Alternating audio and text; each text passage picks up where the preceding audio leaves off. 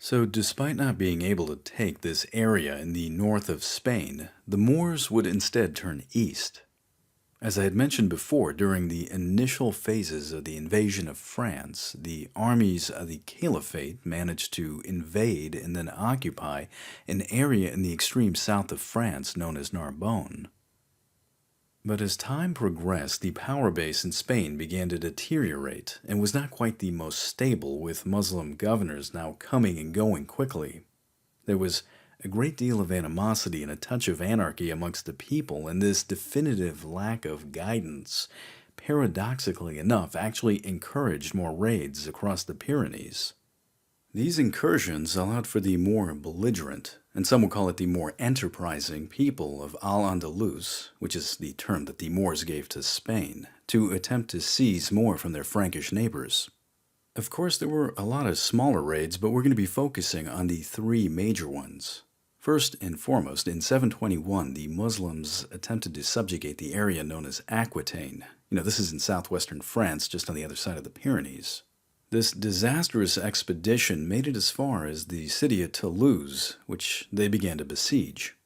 Now, if the historical records are true, this expedition came to an abrupt end when Duke Odo of Aquitaine came to relieve the siege. He managed to surprise the Moors as they were in the middle of it, which it's a bad spot to be in for a besieging army. It's like being caught between a hammer and an anvil. Odo's actions inflicted a serious defeat. The accounts of the battle, which unfortunately you can't really believe readily, state that he inflicted some 300,000 plus casualties, which you're not likely to see until you get to the battles of the First World War, when you got incoming mortar and artillery and machine gun fire. Whether you believe these numbers or not, keep in mind that a lot of this was written down by later historians that wanted to paint a picture of a glorious Christian confrontation. The Battle of Toulouse still must have been something impressive. Even his enemies in the Moorish camp would later testify and even chronicle in their own history that yes, indeed, we did get smeared at this battle. The Moors would naturally have to tuck tail and retreat after this, but they would try again. A few years later, in 725, another raid was launched from southern France along the Rhone Valley, and this one made it as far as the city of Autun, which is it's well on the way to Switzerland almost, but aside from stealing anything that wasn't nailed down, no new territorial acquisitions were made for the Caliph. Then came the year 732. 732 is one of those dates that I think historians have perseverated about and exalted and made bigger than life. This is a date that I think that revisionist historians should probably take a crack at. This was, after all, the year that Charles Martel saved Christianity, and I say that with quotes. When the Muslims began their invasion of Visigoth Spain in the year 711, far to the northwest, the lands of Gaul and Central Europe were a fractured series of city-states and warring kingdoms, all striving to be top dog. It was into this chaotic mess that a man named Charles, later to be known to history as Charles Martel, was born in the year 686. He was considered by some to be the illegitimate son of Pepin of Herstal and his second wife. He even got the unfortunate name of being Pepin's bastard. But from the start, he wasn't going to let a simple thing like royal succession slow him down. Charles had what you would call a very rough start to the world of 8th century France. On his father's death in the year 714, just about the same time that Spain was coming under the control of the Caliph, he was overlooked as the rightful heir, which was bequeathed to Pepin's grandson. And so, a civil war broke out amongst the nobles, who weren't crazy on the idea of having an 8-year-old sovereign. But before Charles could use the confusion of the uprising to his advantage, he was imprisoned in the city of Cologne, and by, of all people, his own stepmother. Yet, being imprisoned by one's own family and having an 8-year-old now outrank you was not going to stop Charles. History remembers him as being a really clever guy. He escaped and managed to find supporters, and then assembled an army, which he immediately had to go toe-to-toe with a group of nobles that opposed him. Let's face it, they wanted him dead. His military career started off just like his political one. It came off to a really bad start. He was defeated outside of Cologne in 716, But just for the record, this was going to be the one and only time in Charles's life that he was ever defeated. His key to success was the fact that he used his brains instead of just his brawn. It's like that beginning scene in Braveheart. So he managed to regroup, and then instead of just going back blindly into the attack, he put his men into intensive training. And this was going to be important, as he was going to be asking a lot from them. Now, if you want to, you can just chalk this all up to determination or just downright stubbornness. But as I had mentioned, our Frankish commander actually had a very versatile mind, and he was renowned for using the element of surprise to its greatest advantage. Charles was the type of person that you kind of wanted on your side. His moves were like pages from Sun Tzu's Art of War. Attack when the enemy is not ready. Hit him with overwhelming force at just the right time. Deception is the essence of all warfare, and this man embodied these tactics. Later on in 716, his now vastly refined and improved forces met up with his previous rivals, the same people who defeated him at Cologne, and at the Battle of Amblève, he used a feigned retreat tactic, which was something that was beyond their grasp of understanding, and as a result, he utterly destroyed them. For those of you not familiar with this tactic, it's when you fake a retreat and then make your enemies pursue you, all the while they expend their energy and cohesion while they're chasing you, and then you lure them into an ambush where you have fresh troops just waiting for the kill. It was mostly an Eastern tactic, but it required an extremely high degree of mobility and discipline to execute. And lacking these qualities, a battle could become a disaster for you really quickly, and so only the best, or luckiest, generals were able to use it effectively. Suffice it to say that within 2 years, Charles had clawed his way to controlling a chunk of northern France called Austrasia, and then between 718 to 732, he battled all of his neighbors, including Odo of Aquitaine, the aforementioned hero of Toulouse. He managed to subjugate Bavaria and then Alemannia and even portions of Holland. But then, the armies of the Caliph arrived. Charles knew that they had taken a portion of southern France and that they had attacked Toulouse in 721, and they had led a successful raid in 725, which again made it all the way to Autun, which meant that the Arabs had some serious skills. So Charles began to study their tactics and their abilities, to understand the composition of their armies, and he knew right away that a traditional 8th century army wouldn't last long against the Moors. Most Frankish armies of this period consisted of raw recruits that were only available when the harvest was over, and furthermore, he began to get word that the Emir of Al-Andalus was assembling another army to invade. His solution was to create a standing army. He began seizing and then selling lands of the Catholic Church, a policy that nearly got him excommunicated. But using these acquired funds, he paid to have troops year-round and then drilled them and trained them and turned his raw recruits into a formidable fighting force. These men were not going to sit idle. Charles tested them repeatedly in his campaigns to secure a Frankish kingdom, making his soldiers some of the most battle-hardened that existed.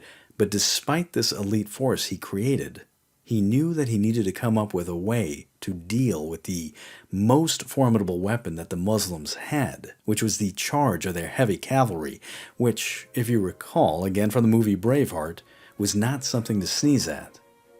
But here's the thing, our Frankish commander had a brain that was definitively up for the challenge.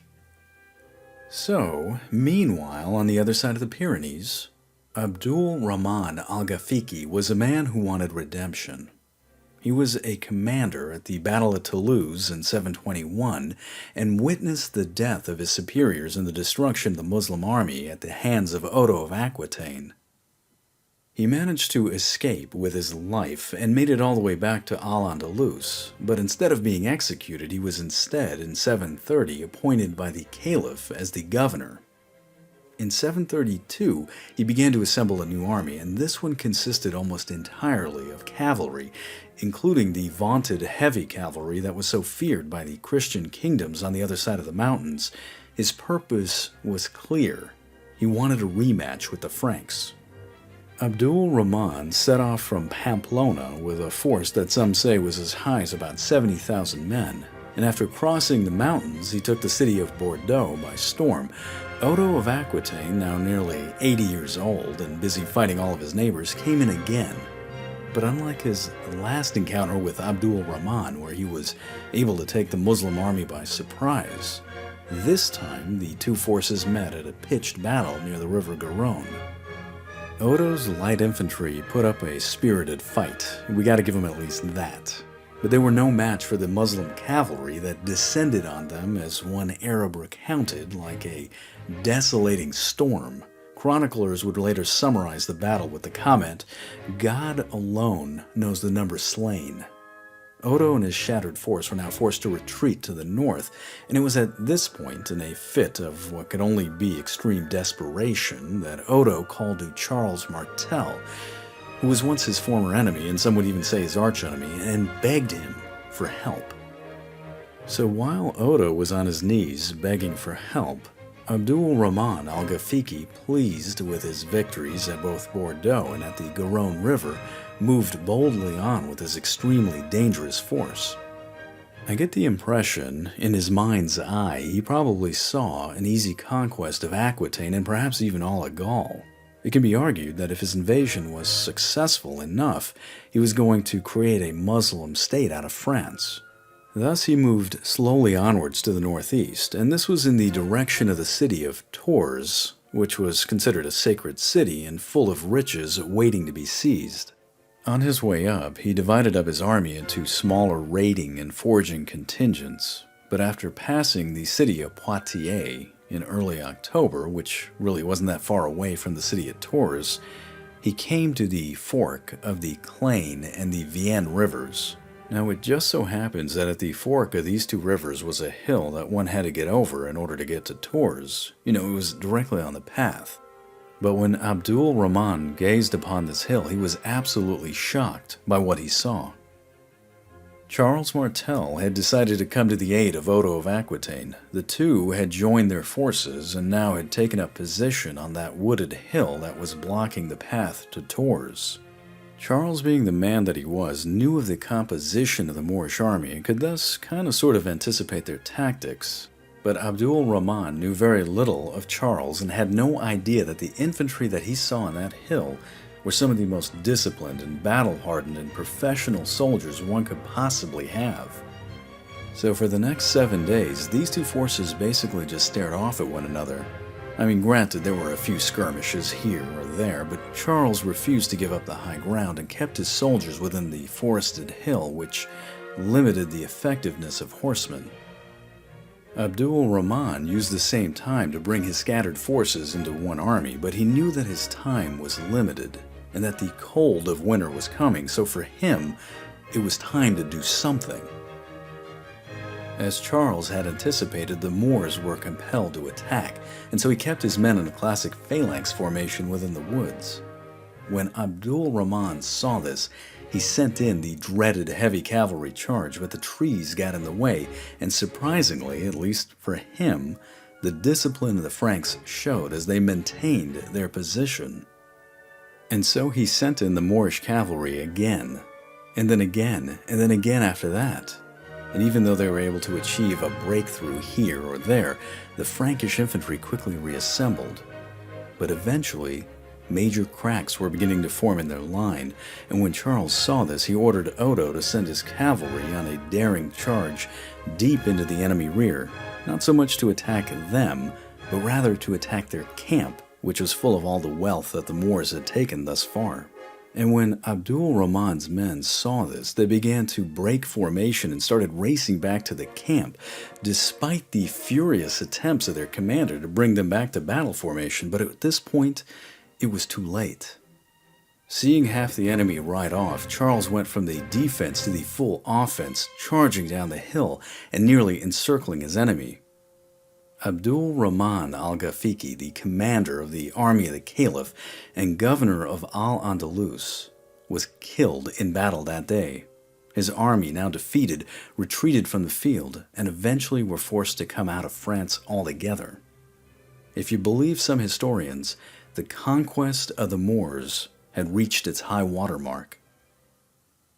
So we might as well say this now. The historians that are out there argue about the significance of this battle.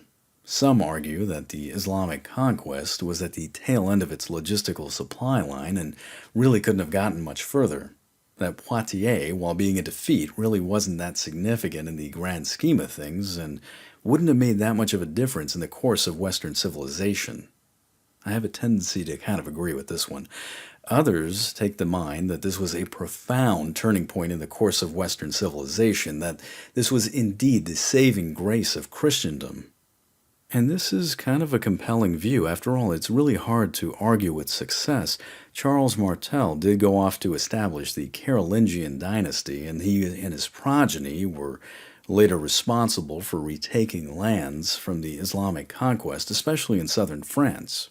Charles even began the process of unifying Central Europe, which it's a process that would reach its zenith with the creation of the Holy Roman Empire under his famous grandson Charlemagne, who, as they say, his army would be like the rocks and the trees and the birds in the sky.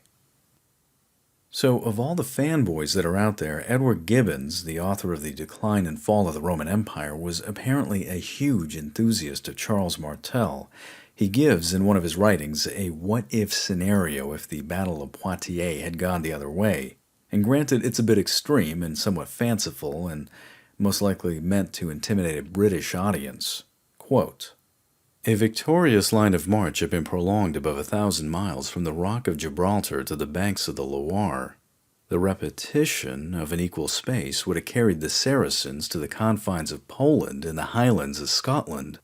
The Rhine is, after all, not more impassable than the Nile or the Euphrates, and the Arabian fleet might have sailed without naval combat into the mouth of the Thames. Perhaps the interpretation of the Quran would now be taught in the schools of Oxford." End quote. You know, this all kind of sounds very grandiose, but I generally get the consensus from what I've read that Poitiers just happened to be the last attempt the Moors made, and it has since been blown up into the state of absolute glory from later historians that looked back, wanting to find that one point to call the beginning of the Reconquista, but you know what? I just don't buy it. The Moors, after all, would be in Al-Andalus for another 700 years, but I'm curious what you folks in the audience think about this. Was the Battle of Poitiers the saving grace of Western Christendom, or just the product of a really good marketing scheme? Either way you look at the outcome of this battle, the Arabs were not coming back to France in force. And I think the bigger reason for this was that the Caliphate would soon have its hands full with some seriously pressing matters on other fronts. When you look back at how successful the Arabs were in their conquest of both North Africa and Spain, a lot of it had to do with the fact that they obtained a significant amount of manpower from the Berber tribes. This began to change as the economy of the Umayyad Caliphate began to falter, and it did this for several reasons. One reason involved the end of expansion and the loss of revenue from the plunder of new lands. The Caliphate began to look into new means to generate income, which is, well, it's not a great way to win hearts and minds. One method was to begin taxing the Berbers with what was known as the Kharaj, or land tax, which is usually relegated to either non-Muslims or second-class citizens.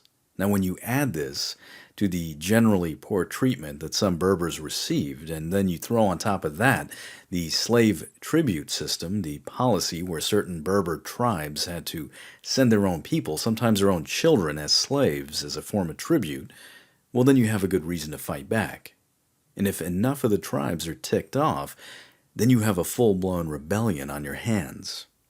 It's funny how that kind of works out. I mean, after all, if you're going to be poking a stick at a bear long enough, eventually you get mauled. So starting in 739 and going into 740, the Berbers began to revolt, and then they started to overthrow areas in the western part of North Africa. You know, what we would think of today as being like Morocco and Algeria. They managed to assault and then take the city of Tangier in 740, killing off most of the nobles that lived in the city. And so the Caliph responded by raising an army of Syrian warriors who marched all the way to Morocco to confront this uprising. This Syrian force that the Caliph sent in felt extremely confident in their march, and why wouldn't they? They were well disciplined and had excellent weapons and armor and were schooled in some of the finest tactics that were available. And yes, some could argue that the Berbers did outnumber them and perhaps knew the layout of the land. But most of the tribes of the Maghreb were reduced to fighting with stones and knives and had little in the way of armor. I mean, what could possibly go wrong? And so the army of the Caliph showed up and rushed in for the kill. And outside of the city of Fez, near the river Cebu, they spotted their enemy and came barreling down onto them. Cavalry was leading the charge. The Berber response? Well, it was to let them come closer and closer, and when the cavalry was sufficiently ahead of the Syrian infantry, the Berbers promptly jumped in and cut off the horsemen using their superior numbers and knowledge of the land and just all-around tenacity. They effectively cut the Syrian army in two and then proceeded to inflict a serious defeat using their stones and their knives. This was going to be another example of a battle between a quote-unquote superior force and their opponents, who they underestimated, where the fight was really going to go to those who simply wanted it more. And of course, this tenacity is a standard aspect of human nature and is going to be a repeat thing in history across the board. I mean, just keep in mind, the Americans who defended Breed's Hill at the poorly named Battle of Bunker Hill, or perhaps the Zulu who brought down the British at Isandlwana, or the Lakota, Arapaho, and Cheyenne tribes who managed to pull off an impressive victory at a place called Little Bighorn. Take your pick. So after this stunning Berber victory, because, well, let's face it, there's no other way to describe it, the Syrians had to run for their lives, that is the one-third that managed to survive the battle, and took refuge in the city of Ceuta near Tangier. When they got there, they started begging the governor of Al-Andalus to come to their aid, or at the very least, give them passage into Spain, which the governor denied them. Well, so much for a united caliphate. But then things started to get bad in Spain. The Berbers in Al-Andalus got wind of the Syrian defeat and also began to rise in revolt. And their attack was a beautifully coordinated move. They divided into three separate columns. The first went in on the port city of Algeciras in order to capture it and then bring in fresh troops from North Africa. The second went after the prize at Toledo. And the third moved in on the capital of Cordoba. These guys were not messing around. In 742, the same governor of Al-Andalus, who had turned down the Syrians in the first place, one Abd al-Malik ibn Qatan al-Fihri, seeing this incoming rebel Berber force frothing at the mouth and wanting more Arab blood, quickly made his peace with the Syrians that were trapped in North Africa and had them brought in post-haste.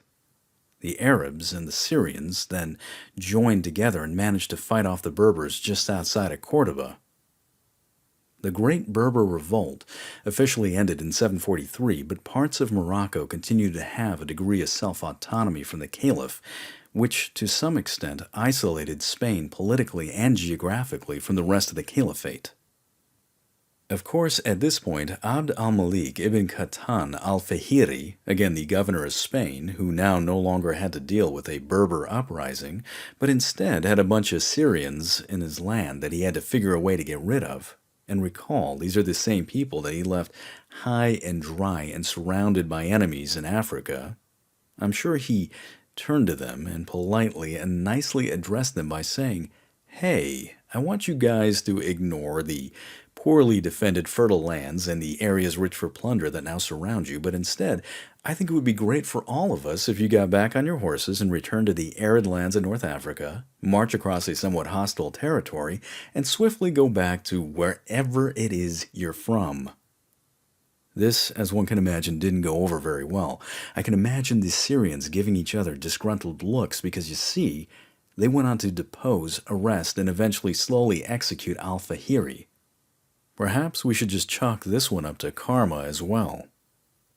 The Syrians would go on to install themselves as the new authority in Spain, but the Syrians and the Arabs and the Berbers and all the other indigenous people really didn't get along very well. There was going to be some serious infighting, and as a result, there was a lack of a really strong central government. Spain was essentially going to be a fairly unstable place for the next 2 decades. Indeed, in the north, in Asturias, which is one of the remnant mountainous Christian kingdoms, their king, Alfonso I, used this period of turmoil to start recapturing territory, which included Galicia and Leon, and then turned the Duero River Valley into kind of a buffer zone of sorts. His reconquest brought these lands back into the auspices of Christianity, essentially for good.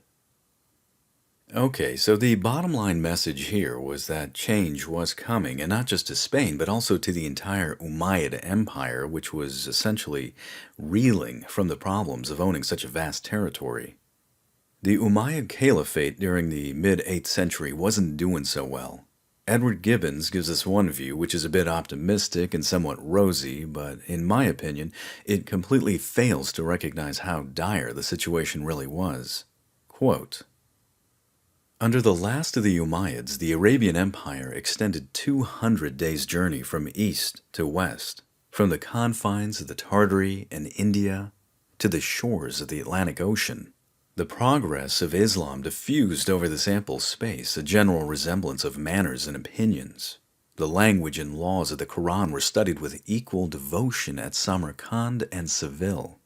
The Moor and the Indian embraced as countrymen and brothers in the pilgrimage of Mecca, and the Arabian language was adopted as the popular idiom in all the provinces to the westward of the Tigris. End quote.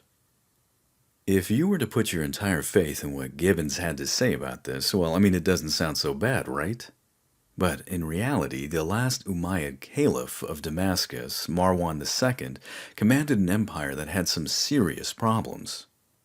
Now, the details of the fall of the Umayyad Empire are beyond the scope of this podcast, but I'm going to give you the quick version and would encourage anybody in the audience to read more. It's a particularly fascinating, albeit savage, time in history, and the lessons that can be picked up are paramount, especially if anybody out there is in the political field. Coming up to the year 740, the Umayyad Caliphate was crumbling from severe attacks both internally and externally. Her economy was in disarray, and the financial problems resulted in oppressive taxes that many could argue were divisive to both Muslims and non-Muslims alike. The latter group, known as the Mawali, felt like they were consistently being religiously discriminated against, and on an increasing basis were treated in certain areas like second-class citizens. You were also looking at an aristocracy and leadership that had become decadent. Ignoring to empathize with the rank and file, there were corrupt governors who focused more on personal gain than the improvement of their provinces. And from a military perspective, the Umayyads were suffering a series of significant defeats. In 717, the Byzantine Emperor, Leo III, smashed a besieging army right outside of Constantinople. And in 725 and 732, as we've previously mentioned, Islamic forces were turned back in France. And then, in 740, at the Battle of Akroinon, the armies of the Caliph were annihilated in Anatolia. So, of course, if the military defeats weren't enough, you also had the revolts. We talked about the Berber revolt in 740, but this was only one. You also had a Turkish uprising in the east in 741, and the Kharijite rebels also came back with a vengeance as well. This was an empire that was overextended with a failing economy, a non-progressive tax system, a decadent leadership that cared more for getting their own 2 scoops of ice cream than for the commoner. She was engaged in wars she couldn't afford, and had a populace that was discontent. Like with any great civilization that came before, or for that matter after, you had the recipe for a disaster. And as I had mentioned before, change was coming. So going back a second to the year 719, it was about this time that a socio-political group known as the Hashemiyya began to gain ground in Persia, in the eastern province of Khorasan to be exact. Now, they were of the Shiite stance, and they believed that the Umayyad, who were not of the descent of the Prophet's son-in-law Ali, were not exactly legit. They started to create a following of those who were opposed to Umayyad rule, and for the reasons that I just mentioned, their popularity just exploded. So, in the year 747, based on their premise of generalized equality and the fact that they were advocating reform, they had managed to gain enough ground that they raised an army and came into open insurrection. They rapidly advanced and captured the cities that surrounded them. Now, what is known of the Umayyad response, what the Umayyads did to confront this, is a little hazy. But whatever the Umayyads did, it wasn't enough. The Hashemiyya continued their expansion for 2 years, and by 749 they went into Iraq and took the city of Kufa. Feeling that they had acquired enough of both military and political support, they proceeded to declare their own caliph. And thus Abu al-Abbas al-Shafa came to power. The Umayyad were very slow to respond to this, but Marwan II ultimately raised an army of over 120,000, and in early 750 these two forces met in northern Iraq at the Zab River. This new movement, by the way, was going to be named after their new caliph, Abu al-Abbas al-Shafa, hence the Abbasids or Abbasids, I've heard it pronounced both ways. While the Abbasids, or Abbasids, along with their Shia and Persian allies, only numbered approximately 35,000, they had the better morale. They really, really wanted this. They assembled their men into a solid line of spearmen, which the Umayyads decided to charge, hoping that their superior numbers would be able to penetrate the formation. Marwan II learned that day that this tactic doesn't work. His superior numbers failed him, and his army got skewered on the enemy's spears, and before long he watched as his forces disintegrated before him. Marwan II of the House of Umayyah, the great caliph of Damascus and leader of an army that was once over 100,000 strong, was now forced to run for his life. He became a fugitive to the new order, and in Egypt was quickly captured and later executed. The Abbasids now began what could only be described as a pogrom of the Umayyad clan, systematically tracking and hunting down and killing any member of the House of Umayyah that they could find. And when the initial slaughter was finished and they could no longer find their prey, the Abbasids announced a general amnesty. And taking them for their word, approximately 80 members of the Umayyad came out of hiding and were quickly rounded up and also killed. Nearly the entire clan was wiped out. Nearly. However, from this carnage there was a prince of the Umayyad that did manage to escape. His name was Abd al-Rahman I, and at the age of 20 he witnessed the downfall of his house and the assassination of his family. He barely made it out of his home in Syria. Some say that he even had to swim across the Euphrates to make it. For 5 years he struggled simply to survive and was chased by assassins on every corner. But Abd al-Rahman knew he had to keep on going. He had to make it to the furthest reaches of what once had been his family's empire. His destination was the end of the earth in Al-Andalus.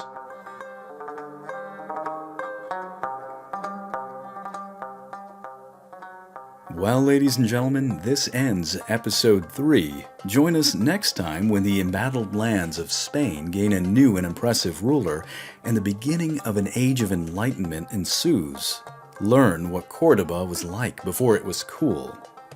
In the meantime, I hope you enjoyed this episode, and with any luck, this might be the episode to break 1,000 downloads in a day. And so if I haven't completely talked your ear off and you have that extra spurt of energy, please take the time to rate and review on iTunes/Apple Podcasts. These reviews are near and dear to my heart, especially the 5-star rating kind, or at the very least, let someone who you think might gain some benefit from the series in on the show. Please spread word about the podcast. If you liked what you were listening to, consider contributing to Flashpoint History on Patreon, the link for which will be in the description of the podcast below, and as always, all funds go directly back into the show. By the way, for the more feisty out there, you can also send me some feedback and let me know how this new series is working out for you, or if you have some good insights. The email is flashpointhistory@gmail.com. You can also follow along on Facebook and Twitter. So until the next episode, thank you for your time and for listening.